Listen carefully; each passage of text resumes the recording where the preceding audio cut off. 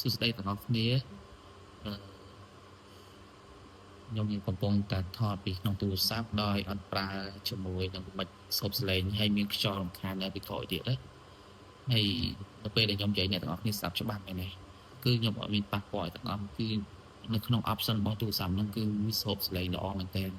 សម្រាប់អ្នកដែលចូលចិត្តធ្វើ content creator ឬក៏ធ្វើវីដេអូអីថតនៅជាមួយទូរស័ព្ទហ្នឹងល្អហើយកាមេរ៉ាវាក៏កាត់ក៏ពិសេសហើយមិចវាក៏ស្រូបល្អទៀតទោះជាមានសំឡេងរំខានពីណាពីណីមកក៏ដោយនៅពេលដែលយើងដាក់ថតពីក្នុងទូរស័ព្ទនេះបាទថតពីក្នុងទូរស័ព្ទហ្នឹងគឺសំឡេងល្អមែនទែនដូចជាមាន Samsung មួយដែរដែលថតឲ្យមិនមានកាត់សំឡេងរំខានដែរដែលស៊េរីដូចជាF25 Ultra នេះអត់មានលទ្ធភាពទិញទេបាទថ្លៃពេកឥឡូវចាប់ស្ដាប់ទៅ voice ដែលខ្ញុំកំពុងនិយាយហ្នឹងបងប្អូនអាចទីបានថាខ្ញុំនិយាយពីទូរស័ព្ទហើយ clear និយាយចំអត់មានប្រមិចអីទាំងអស់មិនអត់មានព្រើយទេខាងក៏លើសូវវូដែរនេះតែបងប្អូនប្រហែលអត់លឺទេព្រោះដោយសារអីទូរស័ព្ទគឺល្អមែនទែនសម្រាប់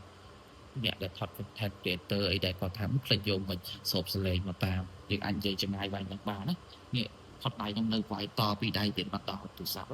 ឆ្ងាយនឹងថាអាចស្រូបដល់អត់បងប្អូនអាចមើលតាវីដេអូចាក់ស្ដែងបាទអរគុណជំរាបលាចាវិញច្រឡំពុតតឹងវាយមកឡើយបាទជំរាបលា